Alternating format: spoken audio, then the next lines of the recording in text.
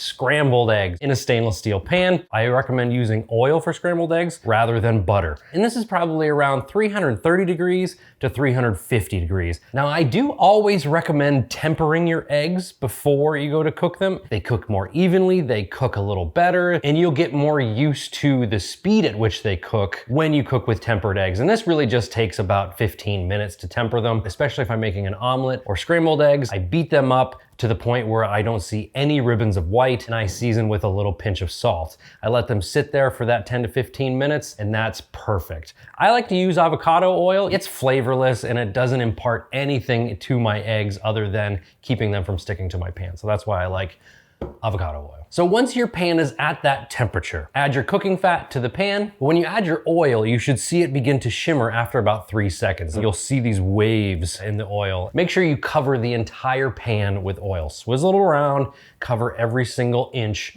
and every single portion of your pan, including up the sides, because you don't want your eggs to stick to the sides. I like to begin shaking my pan while I pour in the eggs. I grab my spatula or whatever I'm using to stir the eggs with, and I just begin to beat up the eggs. I just consistently shake the pan and stir them up and shake them up. And that is scrambling your eggs.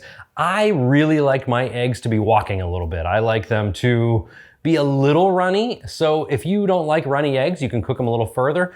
But by continuously beating them in the pan at this temperature, you're going to see lacy curds, and that's really how I love to make my scrambled eggs. Now, if you like to see those big fluffy pillows of eggs, they're a little more well done, you can do that too, just cook them a little bit longer, but constantly keep them moving and you should be fine.